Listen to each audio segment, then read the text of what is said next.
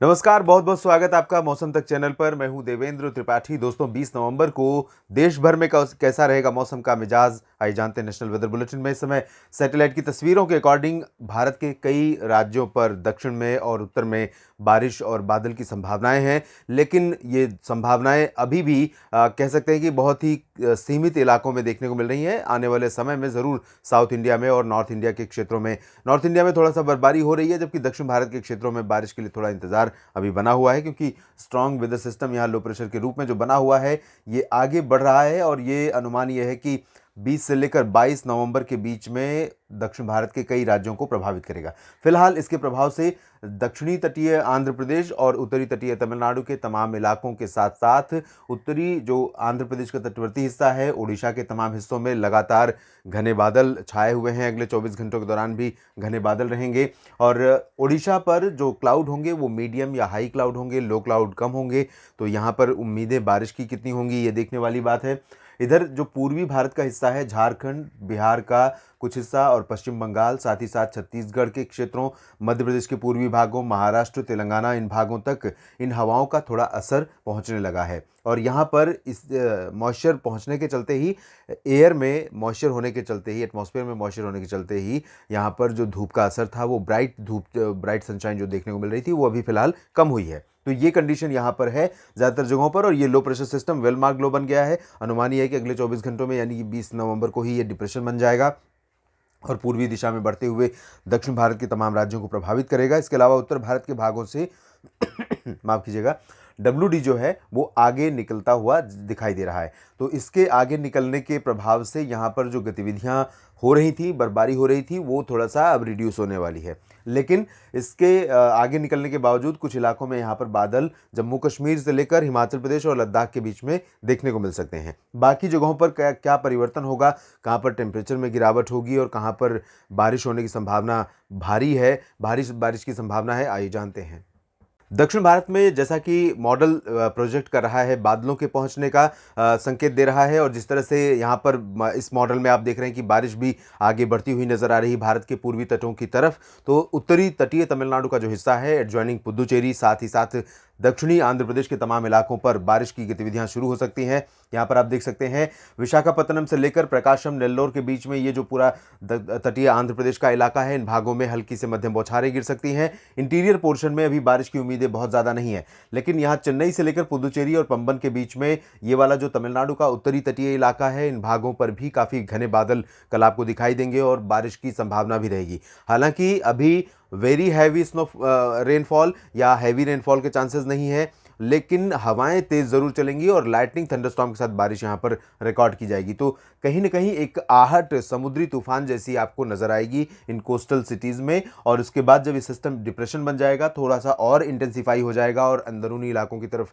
पहुंच जाएगा, तो जाहिर है कि इसका जो इम्पैक्ट रहेगा, इसका जो प्रभाव रहेगा, वो इन कोस्टल सिटीज़ के अलावा इंटीरियर तमिलनाडु के कुछ इलाकों में, आंध्र प्रदेश के रायलसीमा में, साथ ही साथ तेलंगाना में भी दिखाई दे सकता है।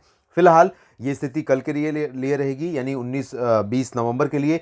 तमिलनाडु के आंतरिक इलाकों में 20 नवंबर को फिलहाल ड्राई वेदर रहेगा, कोयम्बटूर, सेलम, वेल्लोर, लेकिन बादल छा सकते हैं बेंगलुरु, अनंतपुर और साथ ही साथ बेल्लारी, चित्रदुर्गा, हसन, मैसूरू, मैंगलुरु। और इधर अगर हम केरल की बात करें तो कोचीन से लेकर त्रिवेंद्रम के बीच में सभी जगहों पर क्लियर और ड्राई वेदर मेनली चांसेस हैं। लेकिन ये वाला जो पूरा हिस्सा है, दक्षिणी आंतरिक कर्नाटक और अनंतपुर समेत आंध्र प्रदेश का रायलसीमा और तेलंगाना के कुछ इलाके, साथ ही साथ केरल और तमिलनाडु के हिस्से, इन भागों पर हवाओं में मॉइस्चर पहुंचने लगेगा। थोड़ा सा दूर रहेगा मॉइस्चर की, जो मॉइस्चर का प्रेजेंस होगा उस लेवल पर, यानी फ्रीजिंग पॉइंट पर कम रहेगा, फ्रीजिंग हाइट पर, जिसकी वजह से कंडेंसेशन नहीं होगा, क्लाउडिंग ज़्यादा घनी नहीं होगी। तो यहाँ पर बारिश की उम्मीदें नहीं रहेंगी, लेकिन धूप का असर आपको थोड़ा सा रिड्यूस होता हुआ नजर आएगा। ये कंडीशन आपको उड़ीसा और छत्तीसगढ़ के भी कुछ इलाकों पर दिखाई दे सकती है और साथ ही साथ इधर पश्चिम बंगाल, झारखंड और बिहार में भी इसी तरह कंडीशन रहेगी। लेकिन यहाँ पर बारिश की उम्मीदें नहीं है, बादल भी नहीं दिखाई देंगे, बस धुंध यहाँ पर रहेगी, धूप बहुत क्लियर नहीं होगी। महाराष्ट्र में भी सिमिलर कंडीशन होगी। और हवाओं की अगर हम बात करें तो हवाएं अभी जो चल रही हैं वो दक्षिणी उड़ीसा, दक्षिणी छत्तीसगढ़ और महाराष्ट्र के अधिकांश इलाकों पर ये बंगाल की खाड़ी वाली हवाएं पहुँचने लगी हैं और इसी वजह से यहाँ पर एटमॉस्फेयर में धुंध भी आपको दिखाई देगी, हेज।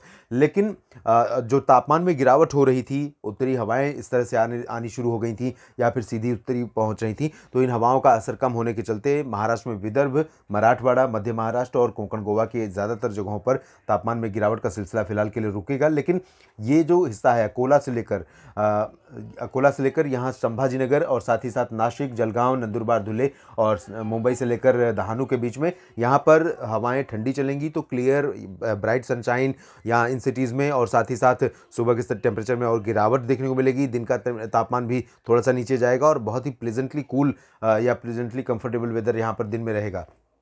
ये कंडीशन यहाँ पर रहेगी। छत्तीसगढ़ और उड़ीसा के लगभग सभी क्षेत्रों में मौसम साफ और शुष्क रहेगा। यहाँ पर धुंध जैसा मौसम रहेगा और बारिश की उम्मीद नहीं है। तापमान में भी कोई बड़ी गिरावट नहीं होगी क्योंकि उत्तरी हवाओं का असर कम रहेगा। मध्य प्रदेश में पूर्वी भागों को छोड़कर, रीवा से लेकर जबलपुर के बीच के हिस्से को छोड़कर बाकी जगहों पर उत्तरी हवाओं का असर पहुंच रहा है और यहाँ पर तापमान में गिरावट होने की संभावना लगातार बनी हुई है। और सिमिलर कंडीशन आपको माफ़ कीजिएगा, गुजरात में भी मेहसाना, पाटन, साबरकांठा, बनासकांठा से लेकर सूरत, वलसाड़, नवसारी के बीच में देखने को मिल सकती है और यही कंडीशन सौराष्ट्र और कच्छ में भी रहेगी। यानी कि इन उत्तरी हवाओं के चलते तापमान यहाँ पर भी गिरेंगे। लेकिन अगर आप उम्मीद कर रहे हैं कि जिस तरह से बरेली या जयपुर, अजमेर या करनाल, हिसार में तापमान गिरता है उत्तरी इलाकों में, उस तरह से यहाँ पर गिरेगा, ऐसी गिरावट फिलहाल होने की संभावना नहीं है। करंट जो स्टेटस है टेम्परेचर का मिनिमम का, वो थोड़ा सा उसमें गिरावट हो सकती है। पूर्वी भारत के भागों में बिहार और उत्तरी झारखंड के ऊपर थोड़ी सी हवाएं आर्द्रता वाली पहुंच रही हैं, तो यहाँ पर उम्मीद कर सकते हैं आप मौसम ठंडा होने का, सुबह के समय तापमान में गिरावट का फिर से, क्योंकि फिर से हवाएं चल रही हैं। जब WD आगे निकल जाएगा तो थोड़ा सा हवाओं को फिर से वापस लौटने का मौका मिलेगा, इन इलाकों को प्रभावित करने का मौका मिलेगा। इंडो गंगेटिक प्लेन्स पूरा का पूरा स्ट्रेच जो है, उन भागों में पश्चिमी हवाओं का असर देखने को मिल सकता है। पूर्वोत्तर में क्लियर और ड्राई वेदर रहेगा।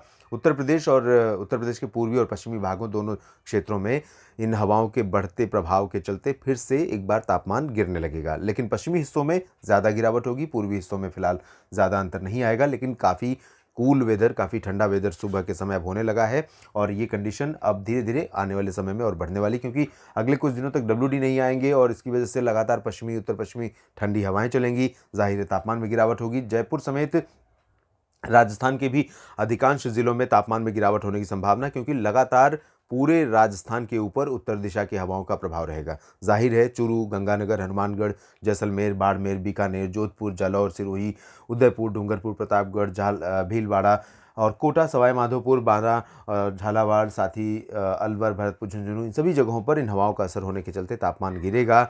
मौसम बहुत ही साफ और तेज़ धूप वाला होगा दिन में।